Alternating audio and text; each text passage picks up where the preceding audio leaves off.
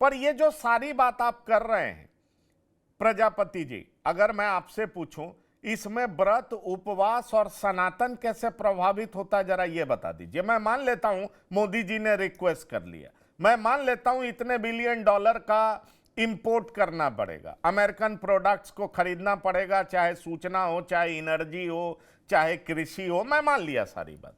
लेकिन इसमें व्रत, उपवास और सनातन कैसे प्रभावित होगा, जरा ये बता दीजिए। बस मैं ये समझना चाहता हूं। वो देखिए, मैंने वो राष्ट्रीय अध्यक्ष जी ने भी बता दिया और मैं भी बता रहा हूं कि जब चीजें डेयरी से जुड़ी हुई चीजें आएंगी, डेयरी से जुड़ी हुई चीजें आएंगी, खाने की चीजें आएंगी, काजू आएगा, बादाम आएगा, अन्य ड्राई फ्रूट्स आएंगे, तो कहीं डेयरी ना में कहीं काजू ये का वही लोग अभी अभी अभी जो चीजें देखिए, सुनिए, जो चीजें वहां से एक्सपोर्ट होकर के आएंगी, ये वही लोग तो हैं जो मेक इन इंडिया की बात करते थे, स्वदेशी की बात करते थे।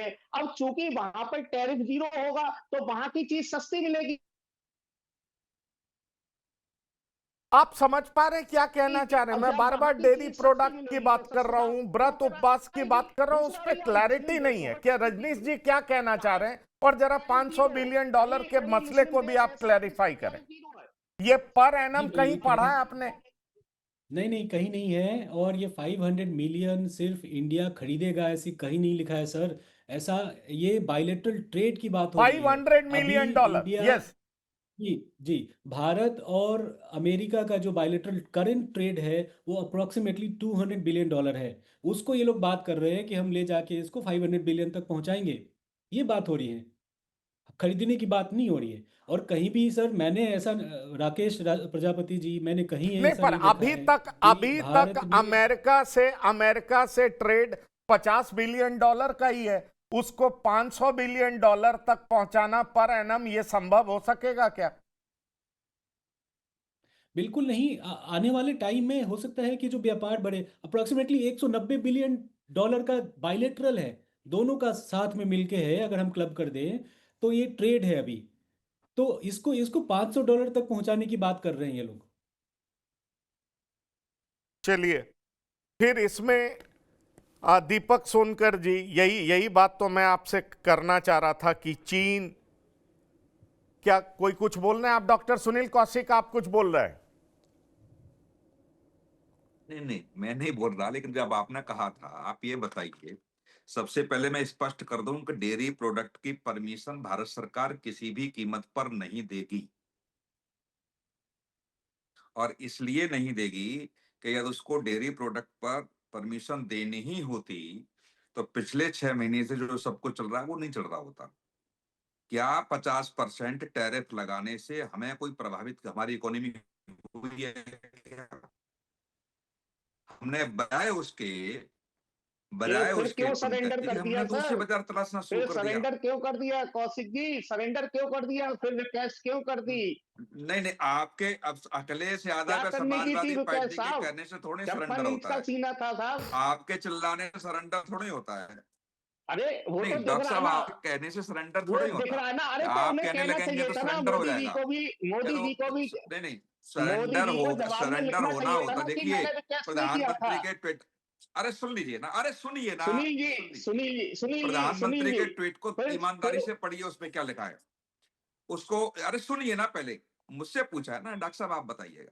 प्रधानमंत्री के ट्वीट में कहीं ऐसा लिखा हो तो मुझे बताइए। केवल 18% टैरिफ किया है, उसका स्वागत किया है।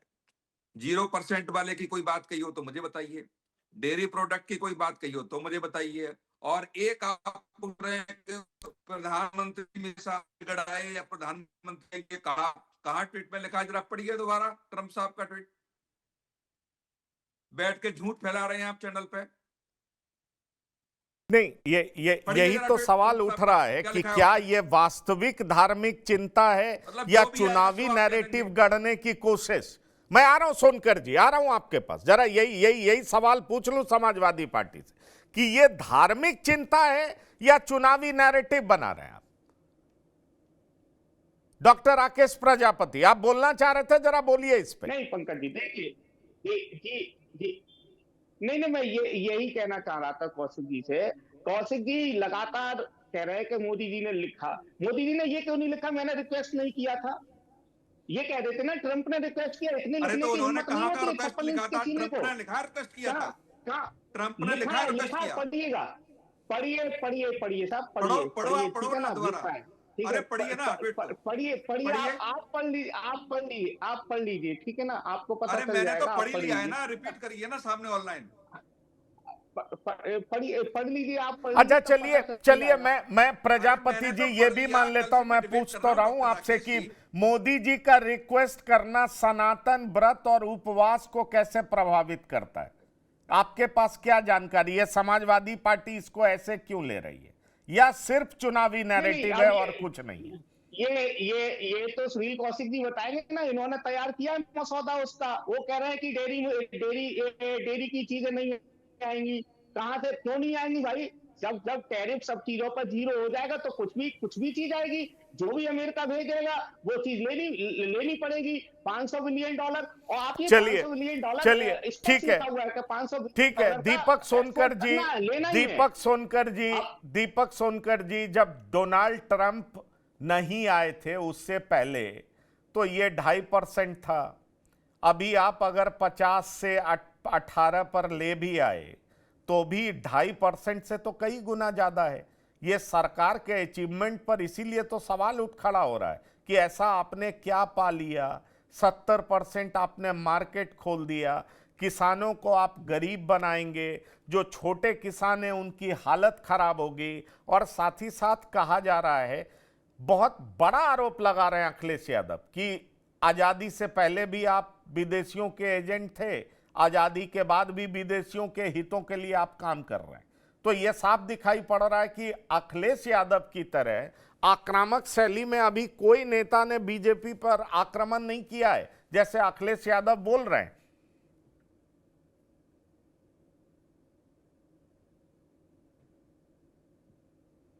पंकज जी, क्या अखिलेश यादव जी की बातों को देश की जनता और प्रदेश की जनता उनको गंभीरता से लेती है क्या? लोकसभा चुनाव में आपसे कभी ज्यादा सीट उनके पास है। अरे अरे अब अरे प्रदेश की जनता मेरी 2012 से 17 में मुख्यमंत्री रहे हैं वो। पंकज जी, आप ही बोल लीजिए, मैं फिर चुप हो नहीं जाता हूँ, नहीं, नहीं बोल रहे, मैं आप ही बोल लीजिए मैं फिर भाई। नहीं, बोलिए बोलिए प्लीज, नहीं, आप ही बोलिए बोल बोलिए। नहीं, आप ही बोल लीजिए भाई। आप ही को सब कुछ बोलना है तो फिर हमको क्यों बुलाते हैं जब आपको ही सब कुछ बोलना है?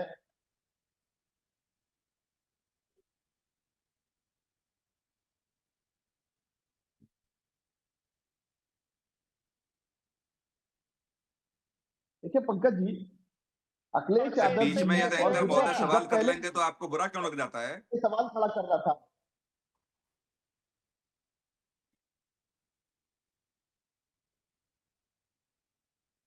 क्या मेरी आवाज मिल रही है आपको? हाँ हाँ, बोलिए दीपक जी, बोलिए। बीच में मैंने दीपक सवाल ही ये ऐड किया, साहब, आपको रोका नहीं है, बोलिए। नहीं, आप नहीं, अरे आप निवेदन है, देखिए, मैं वही बोलिए। तो कह रहा हूँ। हाँ मैं बोलिए यही कह बोलिए। रहा हूँ कि देश की जनता, प्रदेश की जनता क्या अखिलेश जी की बातों को मानेगी, जो अपनी बातों को झूठ बोलने का काम करते हैं? कभी टैरिफ को, जब टैरिफ बढ़ता है तब उनको समस्या होती है, जब टैरिफ घटता है तब उनको समस्या होती है। जब अपनी बातों को झूठ पे झूठ बोलते चले जाते हैं तो कौन उनकी बातों को गंभीर लेने वाला है? और सबसे बड़ी बात यह है कि जब आज आपने जो सवाल किया, आज भारत में 18% टैरिफ, पाकिस्तान में 19% टैरिफ और 18%, बांग्लादेश के अंदर 20% और चीन के अंदर 34%। तो भारत का टैरिफ अगर सबसे कम है तो भारत ने अपने देश दुनिया के अंदर अच्छा, केंद्रित नेतृत्व को शामिल करने का हिस्सा दिया है ना। यही यही उपलब्धि हासिल की गई है।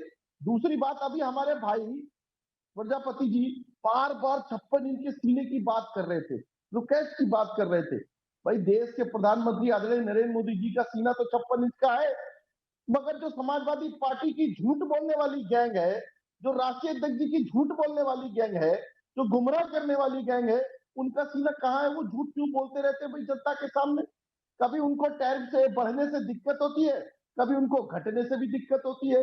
और अभी जितनी भी ट्रेड डीलें हुई हैं, नो ट्रेड डीलें सामने आने वाली हैं, तथ्यों को सामने आने वाले हैं, इसी से अपने हिसाब से जुमले बनाने का काम कर दिया, अपने हिसाब से दर्शाने का काम कर दिया। ये चलने वाला नहीं है। देश की जनता बहुत सजग है पंकज जी। ये जिस प्रकार के झूठ के जुमले सनातन के नाम पर झूठ फैलाने का काम करेंगे, आस्था के नाम पर झूठ फैलाने का काम करेंगे। देश की जनता लगातार 2014 से इनको जवाब देने का काम कर रही है। 22 में भी इनको जवाब दिया और 27 में भी इनको जवाब देगी।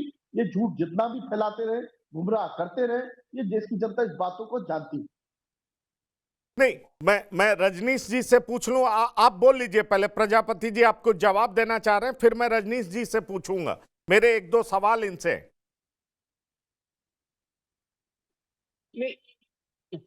नहीं पंकज जी देखिए, ये हालत है भाजपा के लोगों की। वो तो आप लोग विपक्ष के लोगों को बोलते रहते हो, बेचारे बैठे रहते हैं, सुनते रहते हैं। आज आपने एक दो प्रश्न क्या पूछ लिए भाजपा के प्रवक्ता से और क्या उखड़ गए वो पूरी तरीके से।